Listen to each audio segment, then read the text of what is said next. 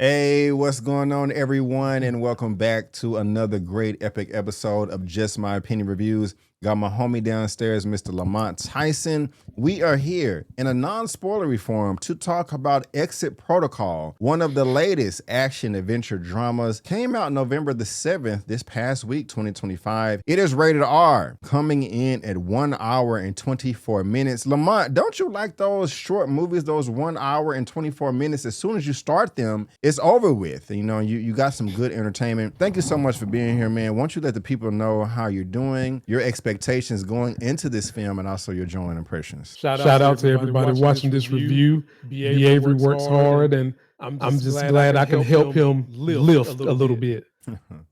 I had no expectation coming into this. B. Avery was like, Mont, I got something we should take a look at. I didn't watch a trailer. I didn't see the poster. I didn't know what to expect. Wow. I didn't know if this was a love movie, a drama, or what. You lying. But when I actually saw the first 2 minutes, I was pleasantly surprised. And I was like, well, B. Avery would never send me a rom-com.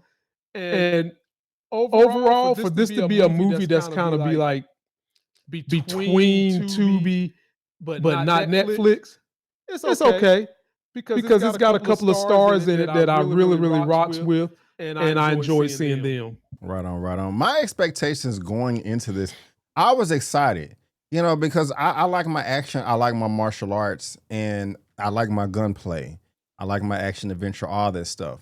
And then when you throw in a man like this, Michael John White, I'm like, oh, okay, hey, I am on board. You got Dolph Lundgren up there as well. We all remember him from Rocky IV and all of the other films that he's played in his long, illustrious career.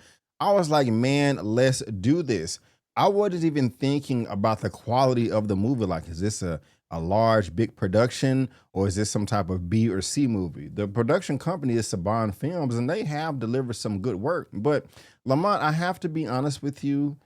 I was disappointed by this film. I think it is extremely misleading. I did look at the poster before the film came out.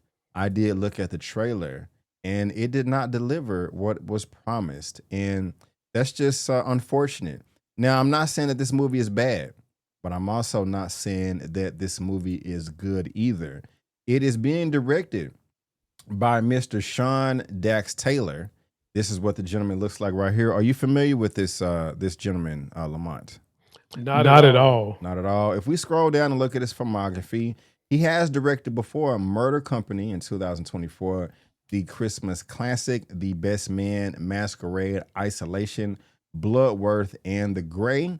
If you've seen any of this man's work or a fan of him, please let us know down in the comment section below. But Lamont, when I was watching this right here, I was saying to myself when it started off, like, okay, this is an extremely low budget film, and there's nothing wrong with that. You know, if you have a shoestring budget, you know, sometimes you just can't get the finances and the resources, you know, to compete with some of the big wigs, the big leagues. But that doesn't mean that you still can have a quality, respectable product. And we're definitely going to discuss that or not. But when things started off, and let me go ahead and just read the synopsis to you guys real quick so you can have an understanding of what you're getting into. Action drama. An assassin whose specialty is killing other assassins trying to get out of the business decides to try to get himself out and must then team up with his former mark to escape the hired killers now gunning for them both. Okay, I'm on board with that. And in the beginning of the film, we do get our first death. It was entertaining. It was also comical. I was saying to myself, wow, this is some high advanced technology that y'all are putting together right here. If you're going to pull off this type of shot, in my opinion, this is 100% unrealistic. It never would happen in a million years. But I said to myself, I don't give a damn. This is fun.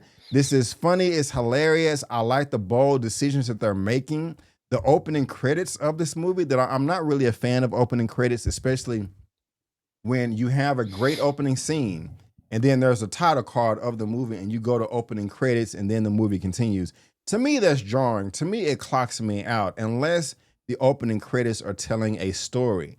And they wasn't telling a story in this film, Lamont. They would just had a bunch of names flashing up on the screen. And it was very low budget. But the way they did it was like, you know what? We don't care. This is what we got, the small resources. We're gonna have fun. We're gonna have run with this and give you the best picture that we possibly can. And just a slight spoiler, let's just say they had a bullet that was flying through the air, extremely slow motion while they was revealing names. I like that part of the film, and I was here for the ride, and so I thought the opening, it was over the top, but it was entertaining to me. Do you agree or disagree with anything I just said right there? I agree with you 100%. The opening was entertaining, and I didn't like the way they did that intro because it was just too long. Like I would have been okay if it would have been short, or if, like you said, it was telling a story. They just went too long with it, and it did take the steam out of what it had already built as a show. And so I would 100% agree with you on all those points. And like I said, the opening gets you engaged, but then you get to that long credit. Yeah. Okay. Not mad at you there. Not mad at you there. I talked about the cast briefly. I know you know who Michael Jai White is. I know you know who Dolph Lundgren is. But do you know this? We got this other name over here on the left side of the poster, Scott Martin. Are you familiar with Scott Martin? Do you know who he is, sir? No. I did not either until I saw this film, and this is what the gentleman looks like right here. He is actually the lead in the film. It is not Michael Jai White. It is not Dolph Lundgren. This man is the lead, and this is the rest of the cast right here. We got Scott Martin, Dolph Lundgren, Michael Jai White, Charlotte Kirk, Lena Maya, Stephanie Beran, Aaron McPherson, J.B. Yawa, Clint Hummel, and Jack Sheehan. On top of Mr. Scott Martin, Lamont, right here, who is the main lead in this film, what did you think about him, his casting, his performance, his role, and also the rest of the cast in general? I felt like his acting was middle of the pack. He's not going to go and be leading man for a major film production company, not yet. Not saying that he won't ever get to that point, but based on this one piece of work, he wouldn't do it. If anything, I felt like Dolph Lundgren was more the lead because he's a more seasoned actor. And I like some of the other characters. There's a character you'll meet in here, audience, called Wicked. She was comedy relief that I don't think was supposed to be comedy relief. And she has a beef with someone. So be prepared for that. That was entertaining. And the setup with Dolph Lundgren and where he came from to where he is now is very intriguing. And by the way, I'm a fan of Dolph Lundgren because number one, he played the first live action He-Man. And if you don't know, this man is a rocket scientist for real. He has a degree in rocket sciences. Very smart guy. And so you'll enjoy his parts and some of the other parts. I was not aware of that, bro. And an engineer and economist for the Swedish government. What the hell? Dude is smart. I had no idea. Oh my God. That is crazy. I'm gonna have to look into that. But yeah, y'all see him back there in the background with Rocky IV. But Dolph Lundgren, he's not the best actor in the world, and he doesn't care to be, but he is entertaining on screen. So I did enjoy his inclusion in this film. I also did enjoy Stephanie Beran as one of the comic reliefs in this film. It was extremely silly, but I was laughing. I'm gonna chop your effing dick off. That was one of her lines. I'm like, if you do not get this emotional woman out of here, and I don't mind saying this. You said she has a beef with a certain character. She does. She has a beef with this gentleman right here, Mr. Scott Martin. His name is Sam Hayden in the film, and so they do have some hilarious exchanges back and forth. But when it comes to Scott Martin right here, whose name is Hayden in the film, I actually like the guy. I would not mind seeing him pop up in something else. I'm not salivating at the mouth for him, but he was cool. But at the same time, my goodness gracious, Lamont, this was the most monotone, driest performance I think I've ever seen my entire life. There was no cadence, no inflection in his voice up or down. No emotion whatsoever. I don't think he got mad once in this movie. I don't think he got sad. I don't think he got excited. It was just, straight vocals, nothing. And that's not good, in my opinion. I want a little something more from my performances. Like, he just never seemed like he was nervous or scared or anything. Maybe it was some facial expressions, but coming from his voice alone, man, there was just nothing there. It was just really dry, really monotone, really straightforward, no emotion. You have this look on your face. Do you agree or disagree with anything I said? I kind of disagree because he, ladies and gentlemen, he's an assassin, and he's a top assassin. Most people that do that work, they're not going to have any emotion. So I can see him being emotionless. But the problem is the assassin that was better than him was full of emotion. There you go. There you go. But just to push back a little bit, man. I mean, I'm thinking about John Wick. He had more personality than this. I'm thinking about Equalizer, Denzel Washington, and it's not necessarily the personality. I'm just talking about the performance, man. Like I wanted more energy from him. It just everything just seemed dry. And he had good social skills. He had a woman. He had a lady, and their relationship was quite interesting. I mean, he had two love interests in this film, to be honest with you. So he has to be able to have some type of pull, if he's going to get the ladies. And, they were, fairly attractive, to be honest with you. But like, I like the guy. I just wanted a little bit more energy from him. I was disappointed with the action as well because there was a lack thereof. I mean, you have these guns right here, and this is the most action that you're going to see in the whole film. Right here is just Dolph Lundgren with the pistol, with the handgun, and Michael Jai White, shooting this gun right here. You barely get to see him aim at anything. I mean, all you get as far as action is just a bunch of shooting, from afar. There's no hand-to-hand action. There's no weapons. There's no one character body slamming another one or kicking somebody through a wall or anything like that, except for the very, very end. Am I tripping right now? Am my breakdown about the action, or was this some of the best you've ever seen yourself? No, not at all. And like you said, there was only one Shawn Michaels super kick that Dolph Lundgren delivered, and it was a hard one. Other than that, nothing. When you normally see these type of weapons, you're going to see some hand-to-hand combat. You're going to see some people getting into tuffles and scuffles. You're going to see some people squabbling. You don't get none of that. Yeah, it's it's not anything special. Just the men in their SWAT track suits just wasn't convincing. These are supposed to be some of the best, assassins in the world, and they are just cannon fodder. How Hayden himself, Dolph Lundgren, or Michael Jai White is just taking them out. It's just too easy. I know they're supposed to be the best assassins in the world, but their company is supposed to have some type of skill as well. And it just didn't match. It just kind of felt like a bunch of high schoolers in pajamas, entertaining, but just nothing pops at you. Nothing is special. How do you feel about the plot, the story, twists and turns that popped up at the end? It was too easy for me to figure out. And I think maybe that's because I'm kind of done some work in Hollywood. And I've actually tried to work with Dolph Lundgren and Michael Jai White, talk to both of their agents. And when you know that you're going to have a small cast, I'm already mentally expecting to try to pull surprises with that small cast.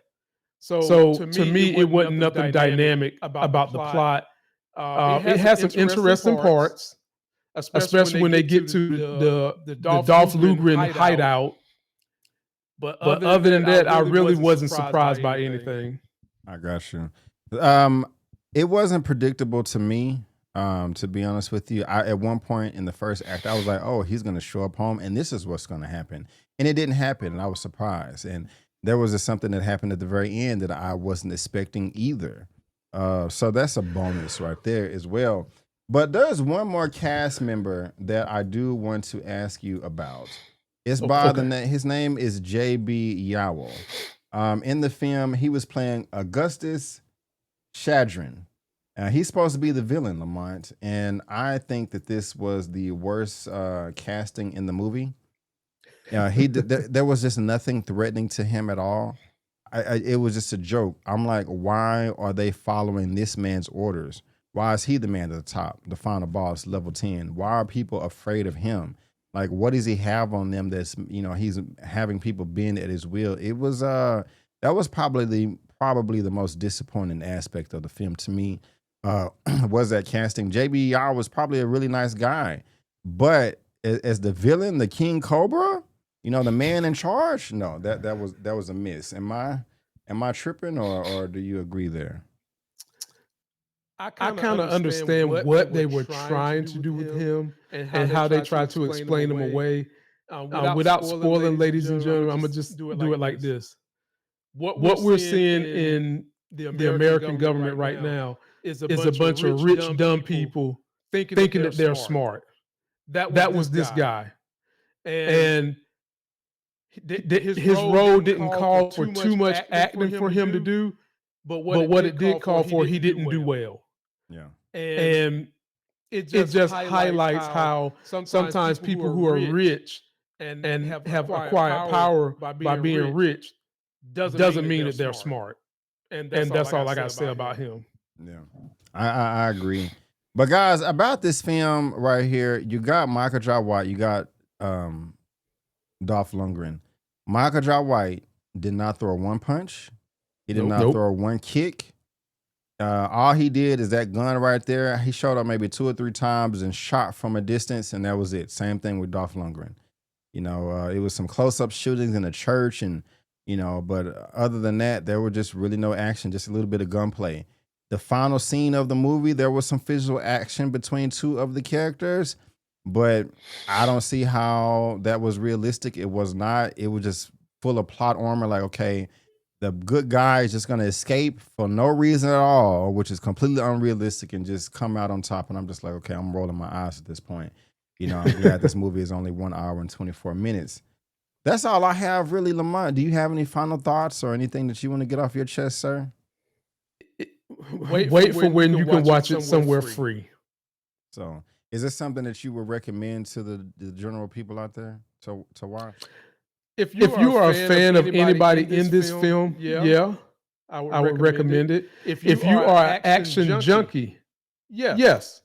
If you like Tubi, yes. That's about it. Right on. I like how you put that. Yeah. If you are a fan of anybody in this film, go ahead, check it out. If you just need something to watch and you literally have nothing else, go ahead and watch it. And I do respect a small production that are passionate about filmmaking and just want to, get their voice out there. And so for all those reasons, I support the film, and, that's all I'll have to say about that as well. I did some trailer reactions for Michael, and also Welcome to Derry. I'm also doing that with Lamont. And here's a reaction for Toy Story 5. And we're also covering Power Book 4 Force on Lamont's channel as well. So guys, we just want to thank you again so much for tuning in, and we will see you in the next video. But before we go, don't forget that I'm B. Avery, that's Lamont, and that's just our opinion. Peace out, and we'll see you next time.